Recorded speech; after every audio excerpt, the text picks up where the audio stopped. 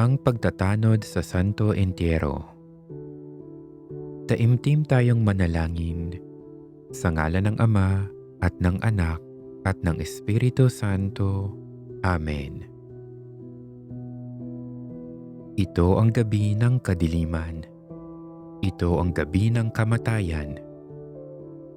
Ito ang gabi kung saan tinalikuran ng Diyos ang kanyang pagkadiyos upang maranasan ang bunga ng pagkakasala ng mga unang tao, ang parusa ng kamatayan. Bagaman hindi siya nagkasala, ang ating Panginoong Hesukristo ay nag-alay ng kanyang buhay sa krus para sa kaligtasan ng tanan.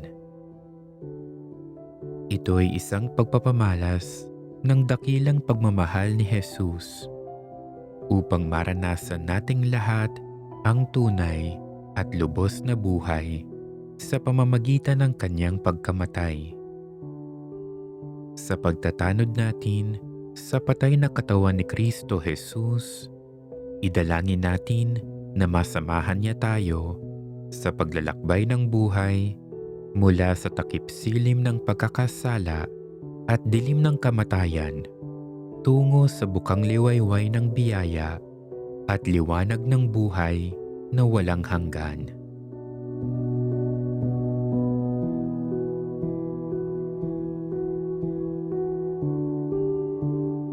Manalangin tayo.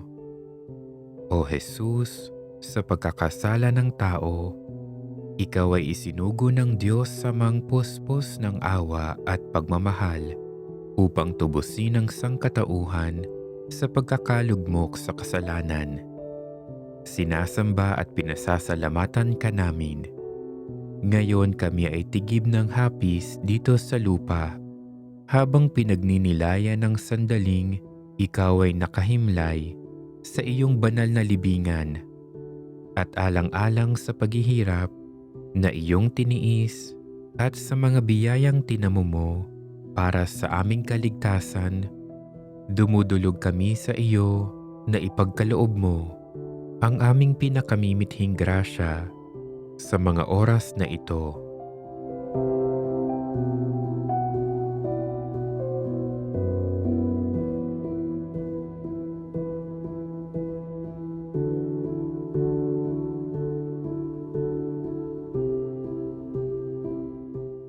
Ipagkaloob mo, Panginoong Hesukristo, na tulad mo, kami ay patuloy na maging bukas sa kalooban ng Diyos Ama na nasa langit.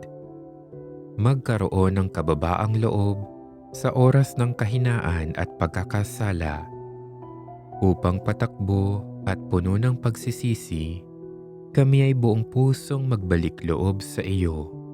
Mamuhay nang may di matitinag na pananampalataya at paghahangad na maglingkod at mag-alay ng sarili sa aming kapwa, gaya ng ginawa mo para sa amin.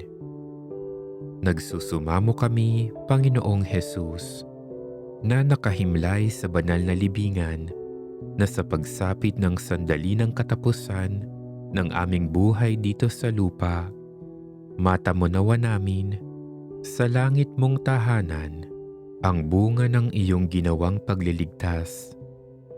Sapagkat ikaw ay Diyos na nabuhay na magmuli at ngayon naghahari sa iyong kaluwalhatian kasama ng Espiritu Santo at ng lahat ng mga banal, magpasawalang hanggan.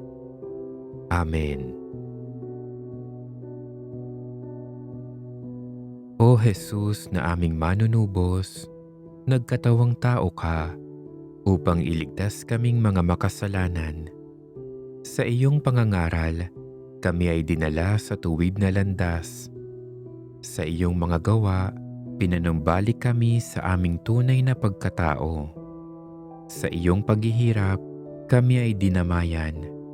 Sa iyong pagkamatay, kami ay binigyan ng buhay. Buhay na walang hanggan.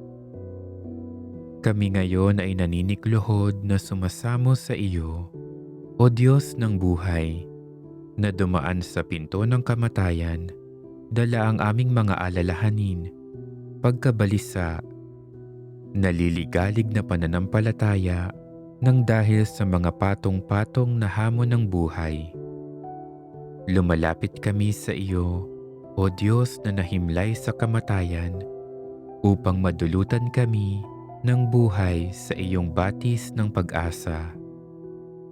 Buo ang pananampalataya na ang kamatayan ay hindi hangganan, itinataas namin sa iyo, O Santo Entierro, ang aming mga natatanging kahilingan.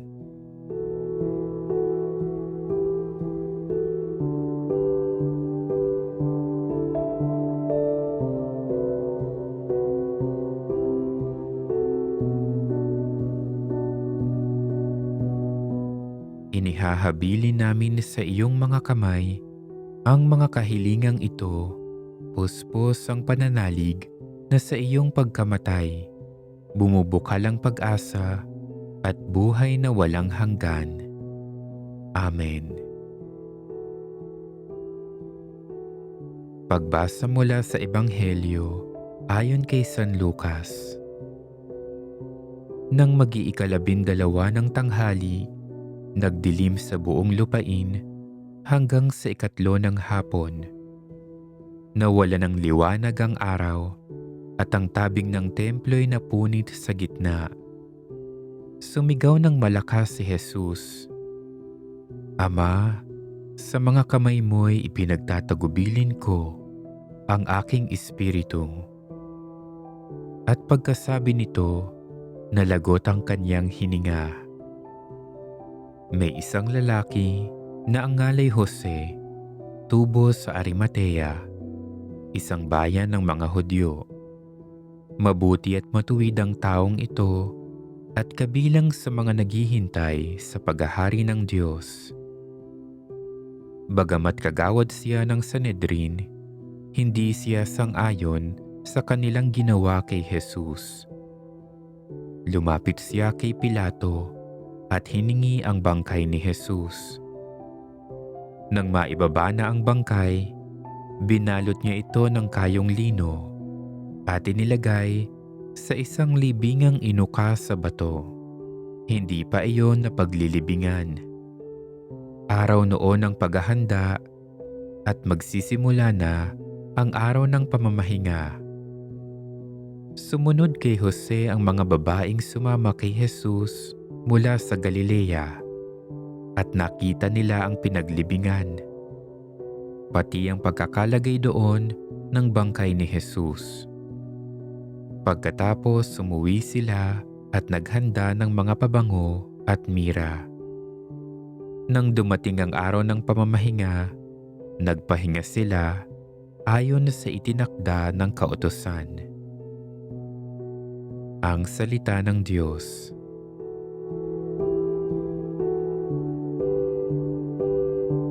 Mula sa isang sermon ni San Agustin ng Hippo, Obispo. Ang mahal na pasyon ng ating Panginoon at manunubos na si Hesukristo ay siyang pag-asa ng karangalan at aral sa pagtitiis. Ano nga ba ang ipinangangako sa puso ng mananampalataya sa kanyang sarili bilang kaloob ng biyaya ng Diyos? Kung nang dahil sa kanila, ang bugtong na anak ng Diyos na walang hanggan tulad ng Ama ay hindi inalintana na ipanganak lamang na tao, kundi mamatay din sa kamay ng mga taong kanyang inilikha. Isang dakilang bagay na pinagkalooban tayo ng pangako ng Panginoon. Subalit, hindi hamak na mas dakila ang nagawa na niya sa atin. Siya na ngayong ating ginugunita. Nasaan na ang mga makasalanan? Ano na sila nang si Kristo'y namatay para sa kanila? Nang inialay na ni Kristo ang kaloob ng kanyang kamatayan, sino ang mag-aalinlangan na ibibigay niya sa mga banal na kaloob ang kanyang sariling buhay? Bakit nga ba nag-aatubili ang ating makataong karupukan na manampalataya na darating ang araw na ang sangkatauhan ay mabubuhay kapiling ang Diyos? Sino ba si Kristo kung hindi ang salita ng Diyos? Sa pasimula pa'y naroon na ang salita. Kasama ng Diyos ang salita, at ang salita ay Diyos. Ang salita ng Diyos ay naging tao at siya'y nanirahan sa piling natin. Sa kanyang sarili, wala siyang kapangyarihang mamatay para sa atin. Kinakailangan niyang akuin mula sa atin ang ating mortal na pagkatao.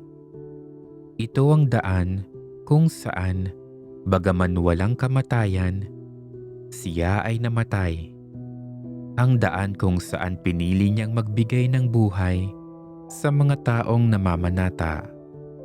Inuna muna niyang makiisa sa atin at pagkatapos, pinahintulutan tayong makiisa sa Kanya. Sa ganang atin, wala tayong kapangyarihang mabuhay at sa Kanyang sarili din, wala siyang kapangyarihang mamatay. Kung kaya nga naman, naisagawa niya ang kahanga-hangang pagpapalitan sa atin sa pamamagitan ng pagbabahaginan ng isa sa isa. Ipinagkaloob natin sa Kanya ang kapangyarihang mamatay at ipinagkakaloob niya sa atin ang kapangyarihang mabuhay. Ang kamatayan ng Panginoong ating Diyos ay hindi dapat magbigay ng hiya sa atin. Bagkus, ito dapat ang ating pinakadakilang pag-asa, ang ating pinakadakilang karangalan. Sa pag-ako niya ng kamatayang natagpuan niya sa atin, tapat niyang pinangako na pagkakalooban niya tayo ng kanyang buhay. Buhay na hindi sariling atin. Inibig niya tayong lubos, kung kaya't bagaman wala siyang kasalanan, inako niya ang paghihirap na parusa sa ating mga makasalanan. Paano siyang magkukulang sa pagbibigay ng gantimpala na nararapat sa atin dahil sa ating kabanalan, kung siya mismo ang pinagmumula ng kabanalan? Mga kapatid, huwag tayong matakot na kilanlin at lantarang ipahayag na si Kristo ay ipinako sa krus para sa atin.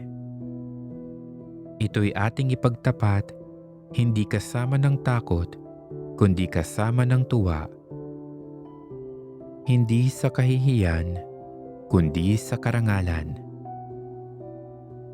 Nakita ni Apostol San Pablo si Kristo at ipinagkapuri ang kanyang salaysay patungkol dito. Marami siyang mga dakila at nagbibigay buhay na mga masasabi patungkol kay Kristo. Subalit hindi niya ipinagmayabang ang mga dakilang gawa ng Diyos, ang paglikha ng mundo, dahil siya'y Diyos na kasama ng Ama, o kahit sa paghahari sa mundo, bagaman siya ay tao tulad natin.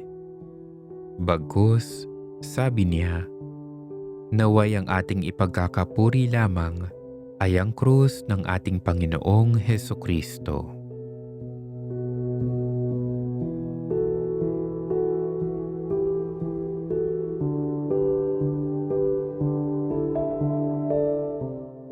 Mula sa aklat na De Spiritu Sancto ni San Basilio, Obispo.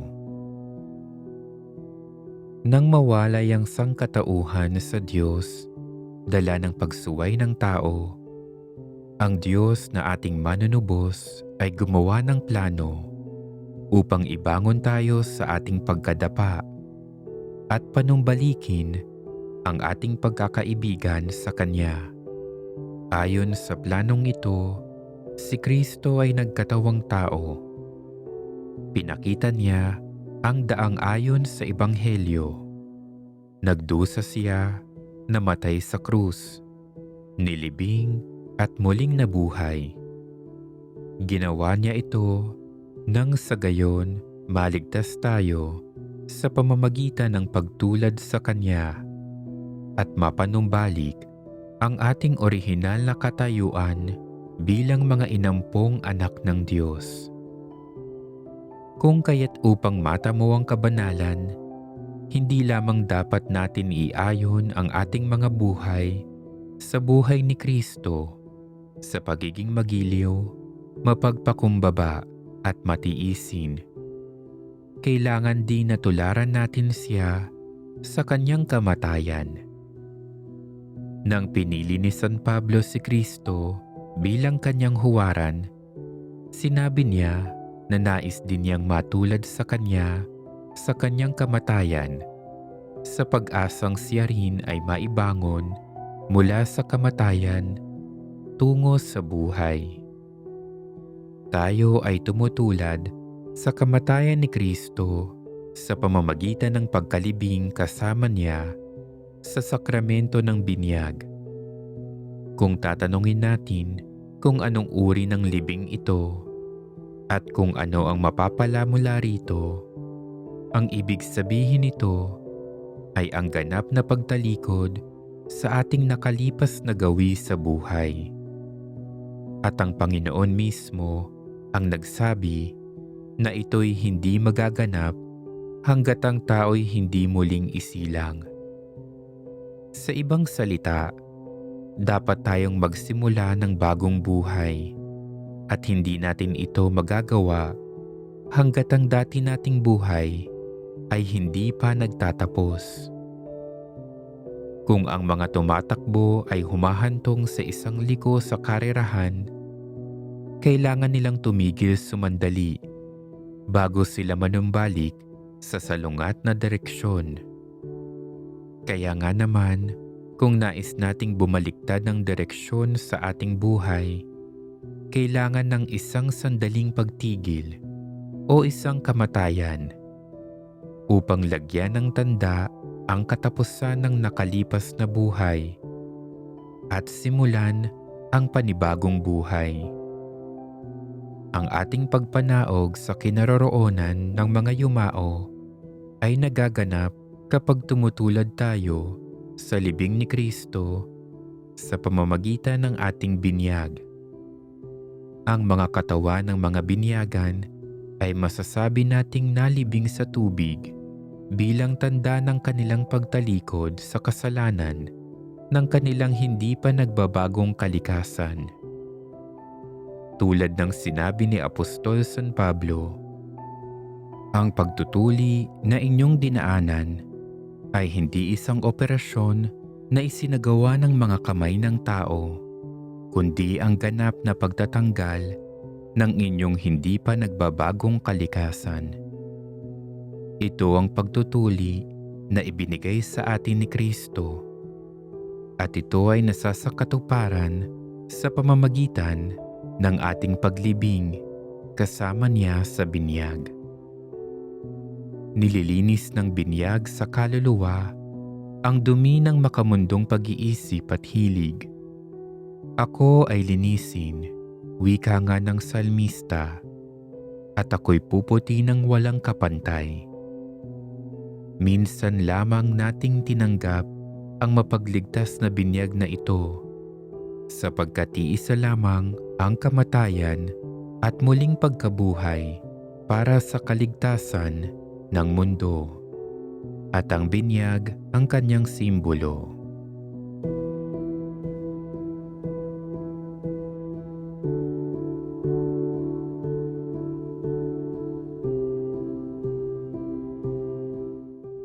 Mula sa isang sinaunang homilya sa Sabado Santo.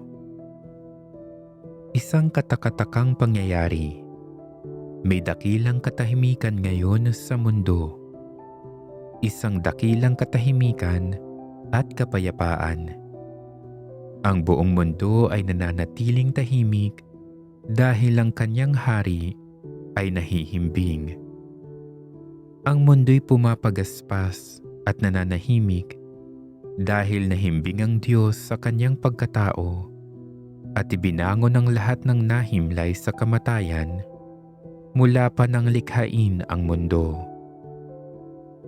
Ang Diyos na nagkatawang tao ay namatay at ang buong kinaroroonan ng mga yumao ay nangatal sa takot.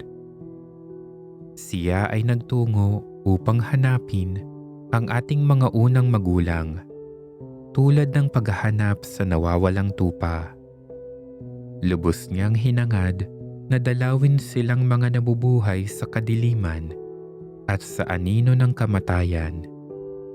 Siya na tunay na Diyos at anak ni Eva ay nagtungo upang iligtas sa kalungkutan ang mga bihag na sina Adan at Eva. Nilapitan sila ng Panginoon, tangan ng krus na siyang sandata ng kanyang tagumpay.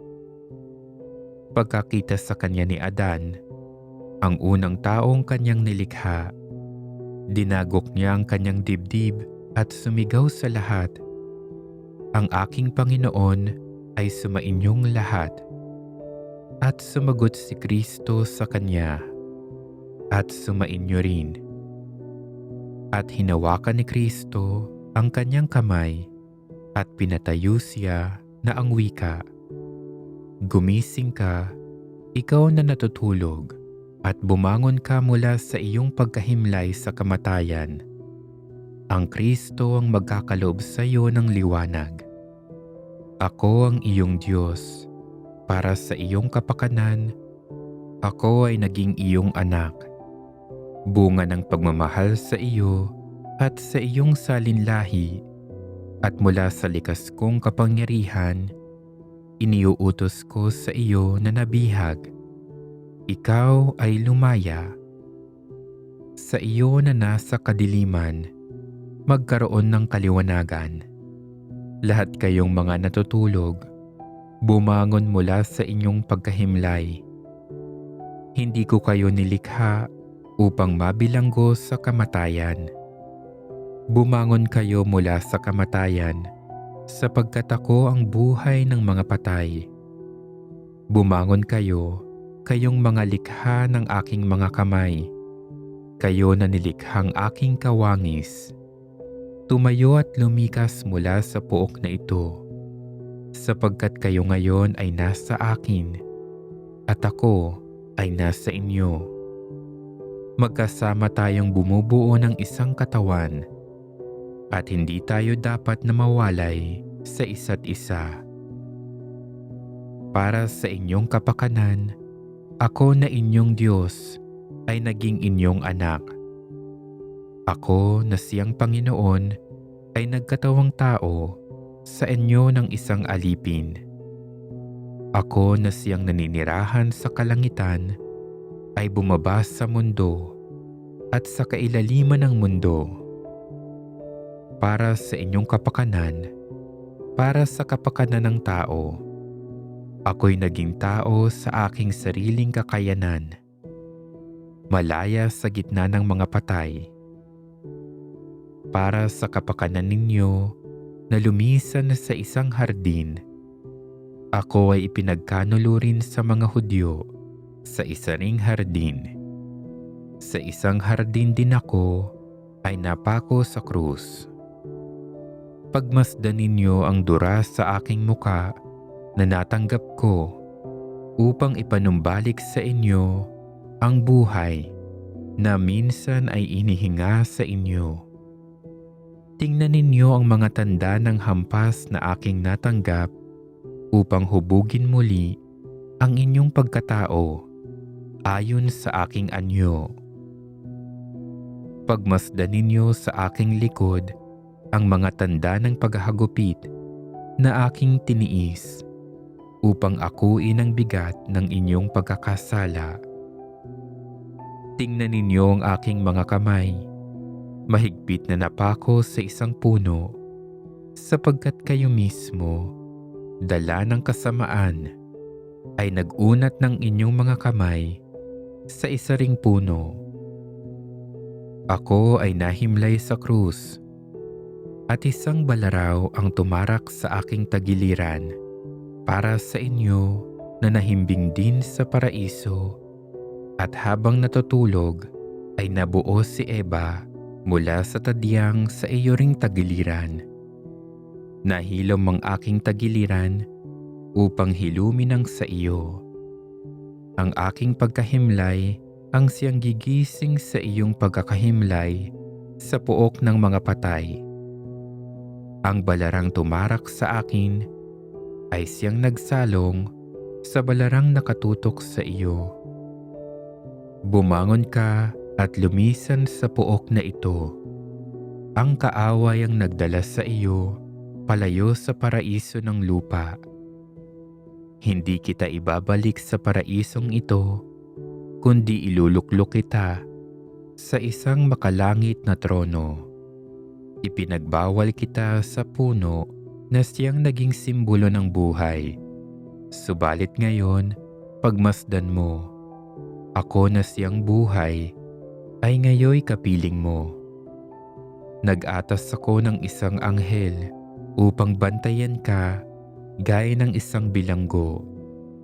Subalit ngayon, pinahihintulutan kita ngayong igalang nila na para na ring Diyos. Ang trono na hinubog ng mga anghel ay ngayoy naghihintay sa iyo, at ang kanyang mga tagadalay nagmamadali at nananabik. Ang kamarang pangkasal ay nalagyan na ng palamuti.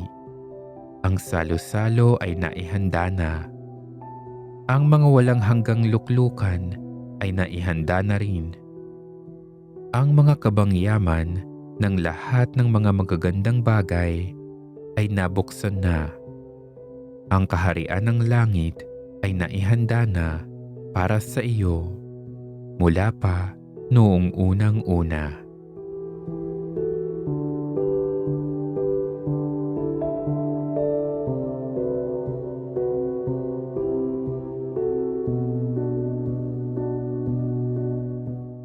Panginoon, maawa ka. Panginoon, maawa ka. Kristo, maawa ka. Kristo, maawa ka. Panginoon, maawa ka.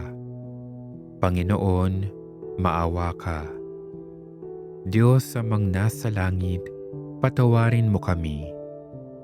Diyos Anak, manunubos ng lahat, patawarin mo kami. Diyos Espiritu Santo, patawarin mo kami. Banal na Santatlo, iisang Diyos, patawarin mo kami. Kristong namatay, ikaw ang anak ng Diyos ng buhay, patawarin mo kami. Kristong namatay, hinubog sa sinapupunan ni Maria, patawarin mo kami. Kristong namatay, pinalaki sa kabanalan ni San Jose, patawarin mo kami. Kristong namatay, banal na templo ng Diyos, patawarin mo kami. Kristong namatay, luklukan ng pag-ibig at katarungan, patawarin mo kami. Kristong namatay, hari ng sangkatauhan, patawarin mo kami. Kristong namatay, sibol ng karunungan, patawarin mo kami. Kristong namatay, pinagmumula ng aming buhay, patawarin mo kami. Ikaw na nananatiling matapat sa kabila ng pagkakatatwa, patawarin mo kami. Ikaw na nananatiling matiisin sa kabila ng paghihirap, patawarin mo kami. Ikaw na nananatiling masunurin sa punto ng kamatayan, patawarin mo kami. Ikaw na nananatiling mapagpatawad sa kabila ng aming pagkakasala, patawarin mo kami. Ikaw na nananatiling matatag sa kabila ng bigat ng krus, patawarin mo kami. Ikaw na nananatiling umaasa Sa kabila ng pagsubok, patawarin mo kami. Ikaw na nananatiling mapayapa sa gitna ng bagyo ng buhay, patawarin mo kami. Ikaw na nananatiling masaya sa gitna ng kapighatian, patawarin mo kami. Ikaw na nananatiling malugod sa kabila ng karukhaan, patawarin mo kami. Ikaw na nananatiling liwanag sa kabila ng kadiliman, patawarin mo kami. Ikaw na nananatiling mapagmahal sa kabila ng paglilinlang, patawarin mo kami. Ikaw na nananatiling buhay sa kabila ng kamatayan, patawarin mo kami. Kordero ng Diyos na nag-aalis ng mga kasalanan ng sanlibutan, maawa ka sa amin. Kordero ng Diyos na nag-aalis ng mga kasalanan ng sanlibutan, pakapakinggan mo kami. Kordero ng Diyos na nag-aalis ng mga kasalanan ng sanlibutan, maawa ka sa amin. Diyos ng buhay na pumasok sa pinto ng kamatayan, ikaw ay aming pintuan tungo sa buhay na walang hanggan. Manalangin tayo. O Panginoong Hesus, pinagninilayan namin ngayon ang iyong pagpanaw. Ikaw na tinulugan ng mga piling alagad sa hardin ng Getsemani habang ikaw ay nananalangin sa Ama na ilayo sa iyo ang kalis ng paghihirap. Ikaw na pinagkanulo ng iyong alagad na si Judas Iscariote sa halagang 30 pirasong pilak sa kabila ng iyong lubos na pagtitiwala sa kanya. Ikaw na itinatwa ni Simon Pedro ng 3 beses sa kabila ng pagkakahirang mo sa kanya bilang pinuno ng mga apostoles. Ikaw na pinagsisigawan nang ipako siya sa krus na ilang araw lamang ay pinagsisigawan ng bayan ng Jerusalem ng Hosana sa anak ni David. Ikaw na hinatulang mamatay ni Poncio Pilato.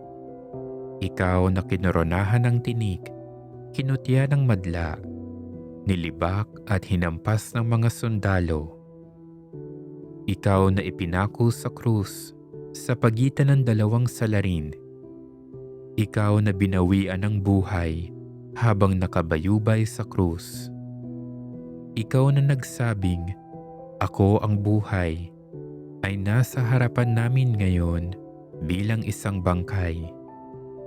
Sa harap ng iyong bangkay na naging kasangkapan ng aming kaligtasan, pinagbubulay-bulay namin sa mga oras na ito ang kadakilaan ng iyong pagmamahal. Tunay nga na bagaman kami alipin, tinuring mo kaming mga tunay na kaibigan na karapat-dapat pag-alayan ng buhay para sa aming ganap na kapakanan. Kami ay makasalanan, wala kaming pinagkaiba sa iyong mga alagad na nadaig ng tukso.